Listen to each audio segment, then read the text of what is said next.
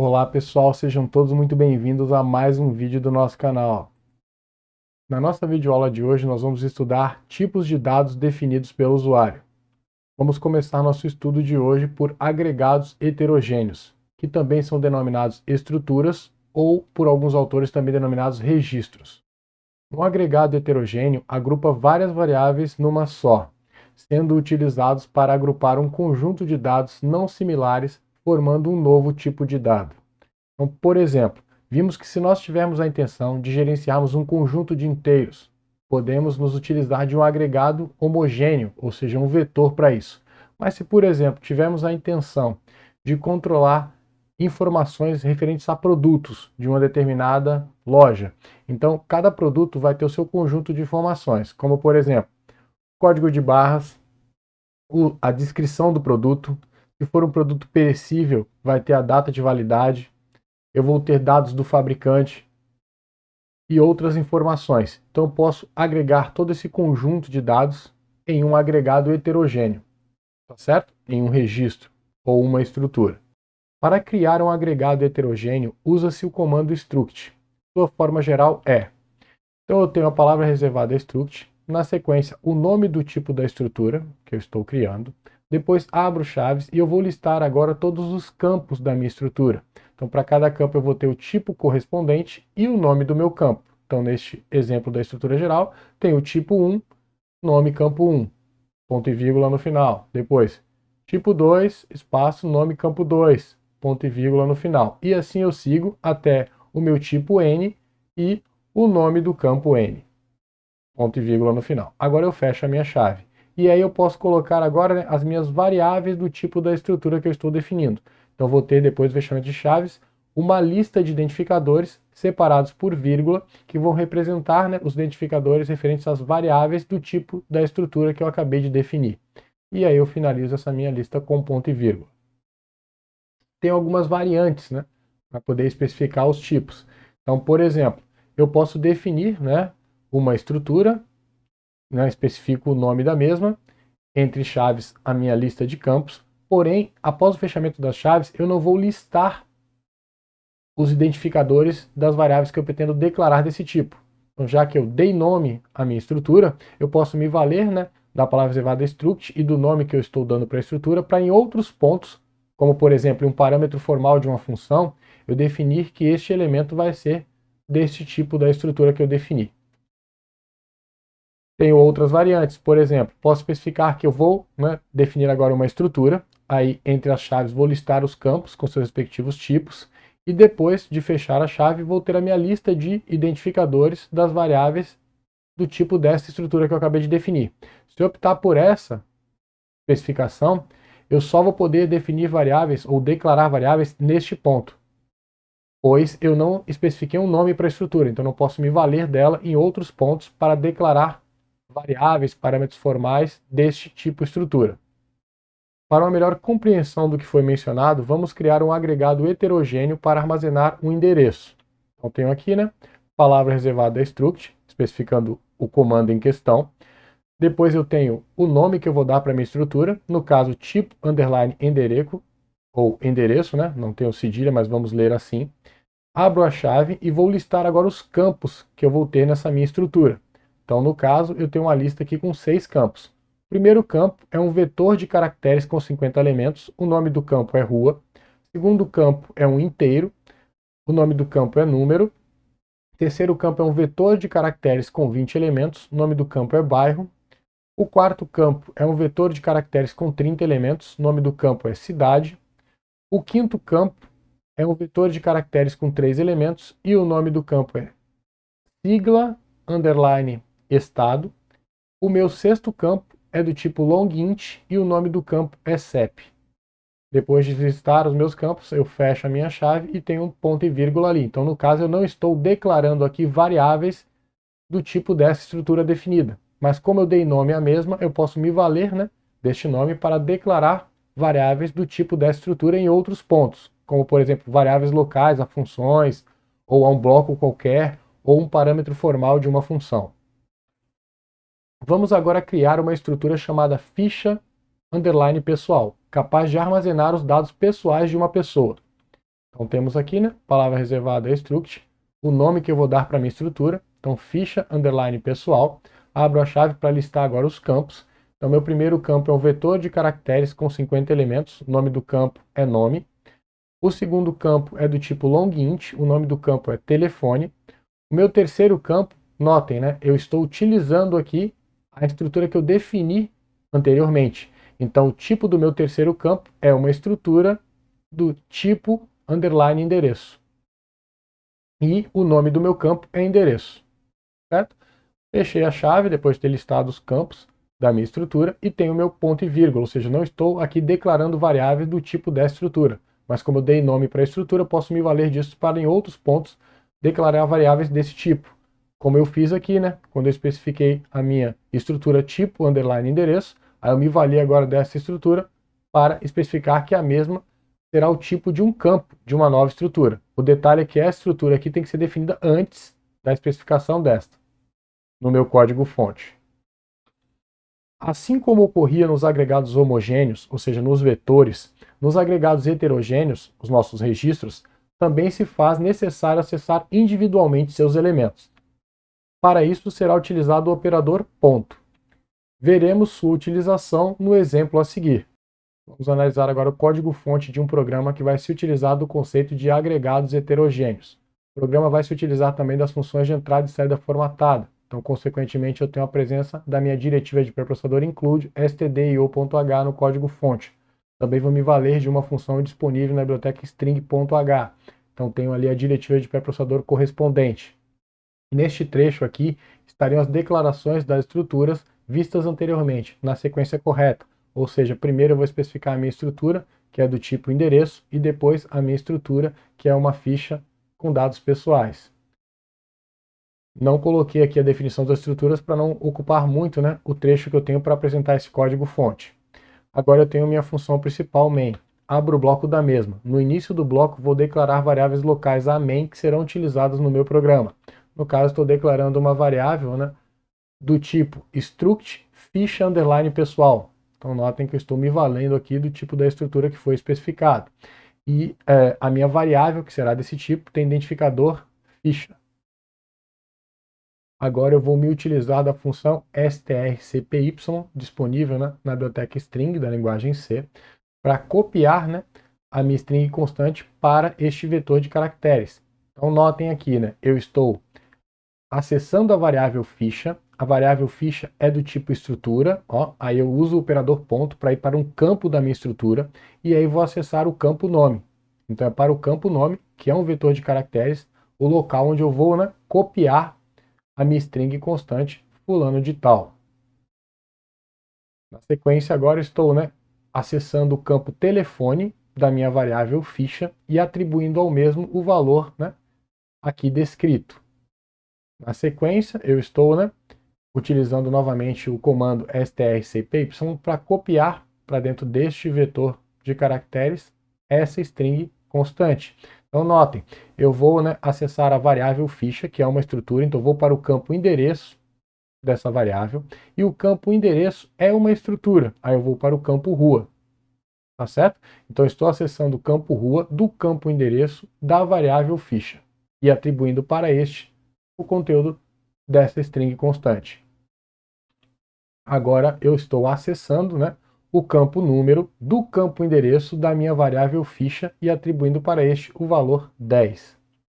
Agora estou utilizando novamente a função strcpy, aí eu vou acessar o campo bairro do meu campo endereço da variável ficha e atribuir para este o conteúdo dessa string constante. Agora novamente, né, vou utilizar a strcpy, só que desta vez eu vou acessar o campo cidade do meu campo endereço da minha variável ficha e atribuir para o mesmo o conteúdo dessa string constante. Agora, né, novamente utilizo a função strcpy, aí acesso o campo sigla underline estado do meu campo endereço da minha variável ficha e atribuo para o mesmo o conteúdo desta string constante. Agora eu estou acessando o campo CEP do meu campo endereço da minha variável ficha e atribuindo para este valor. Agora eu fecho o bloco da minha função principal, main. Vamos agora estudar a definição de tipo na linguagem de programação C. Então, o comando typedef é utilizado para definir um novo tipo de dado. Ele é utilizado da seguinte forma. Então, eu tenho lá minha palavra reservada typedef, eu tenho aqui o tipo que eu vou definir e depois o nome que eu vou dar para esse tipo. E no final, delimitador ponto e vírgula. Então, vamos a um exemplo. Eu estou aqui definindo o tipo data, e o tipo data é uma estrutura com estes três campos. Tá certo? Então, na sequência, eu posso me valer agora do tipo data para declarar uma variável. Então, eu estou declarando a variável d, que é do tipo data.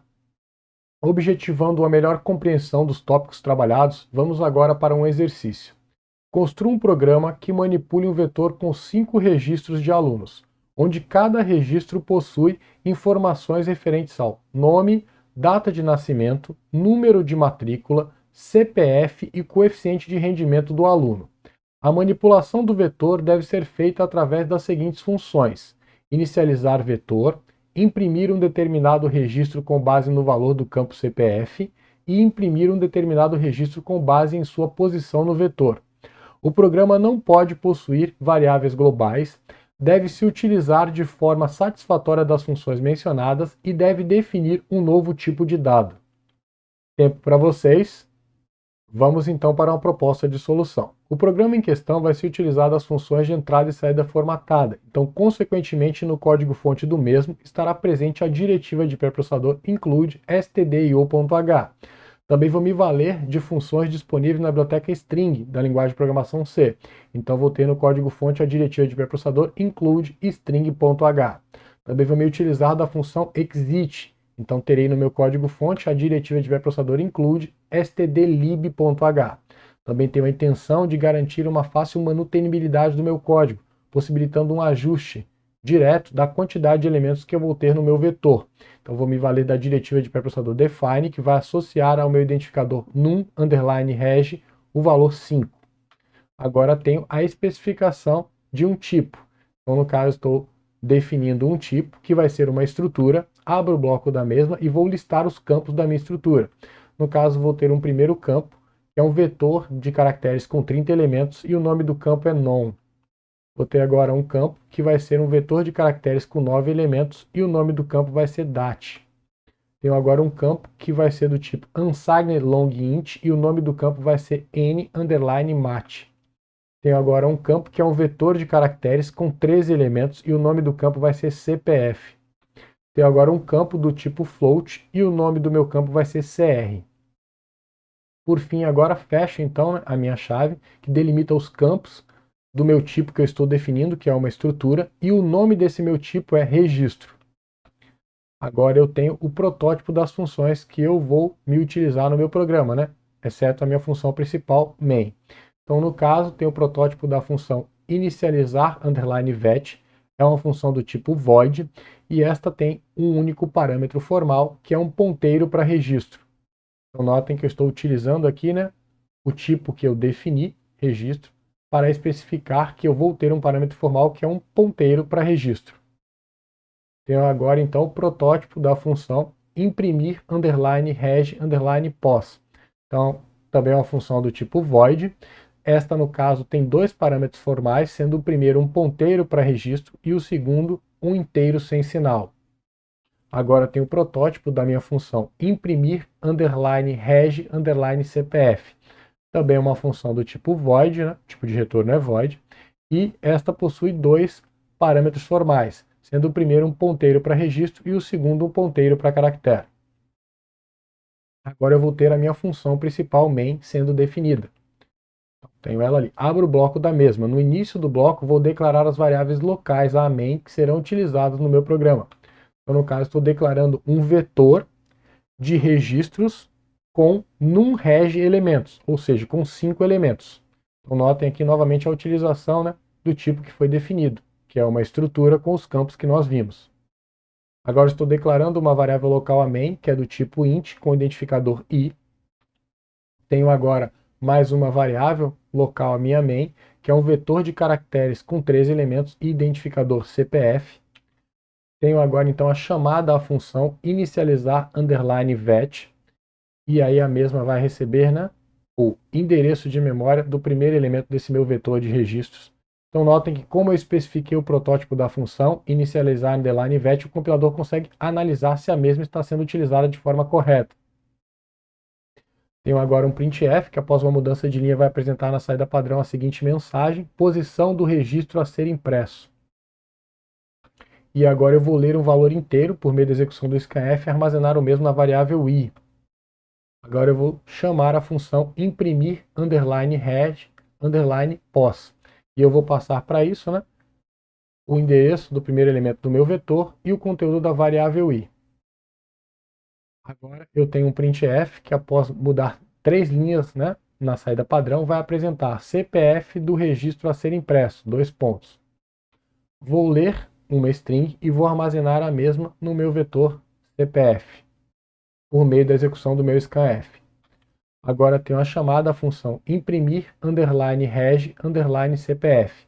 E aí eu vou passar, né, o endereço do primeiro elemento do meu vetor e o meu endereço do primeiro caractere do meu vetor de caracteres CPF. Agora eu tenho o return 0 da minha função main e vou fechar o bloco da mesma. Vamos agora definir as funções que previamente especificamos apenas os protótipos. Então eu vou começar pela definição da função inicializar underline vet. Então chamo a atenção para o fato de que o tipo de retorno e os parâmetros são exatamente os mesmos especificados no protótipo. Eu apenas estou dando nome ao meu parâmetro, então o identificador do mesmo é v. Abro então agora o bloco da minha função. No início do bloco vou declarar as variáveis locais da função. Então no caso estou declarando uma variável local do tipo int com identificador i. Tenho agora um for que visa percorrer todos os elementos do meu vetor de registros, né? Abro o bloco do mesmo.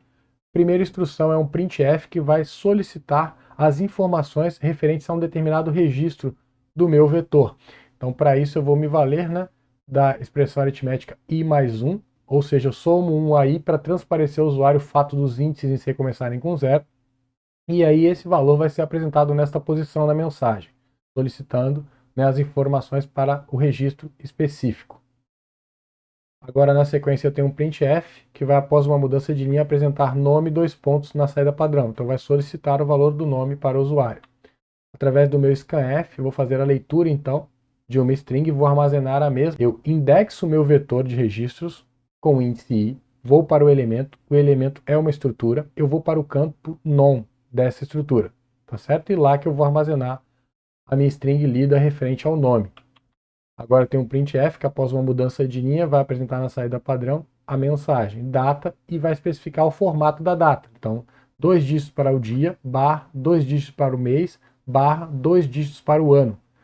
Tá certo? Farei a leitura então do valor fornecido pelo usuário através do scanf e vou armazenar o mesmo, né? Aí eu vou acessar o meu iésimo elemento do meu vetor, e este é uma estrutura, eu vou para o campo dat dessa estrutura, e é neste que eu vou armazenar o vetor lido. Na sequência tem um printf agora, que após uma mudança de linha, vai solicitar ao usuário o número de matrícula. Farei a leitura do valor fornecido pelo usuário e armazenarei o mesmo, né, no campo nmat do meu elemento do vetor indexado por i. Então notem aqui o e-comercial para extrair o endereço deste elemento. Agora eu tenho um printf que, após uma mudança de linha, vai apresentar CPF 2 pontos na saída padrão, solicitando o valor para este campo. Agora eu tenho um scanf que vai fazer a leitura de uma string e vai armazenar a mesma, né, no campo CPF do meu iésimo elemento do vetor. Então agora eu tenho um printf que, após uma mudança de linha, vai apresentar na saída padrão a solicitação do coeficiente de rendimento. Através da execução do scanf, o mesmo vai ser lido e armazenado, né, no meu campo CR do iésimo elemento do meu vetor. Então notem que o e-comercial para a extração do endereço deste campo em memória.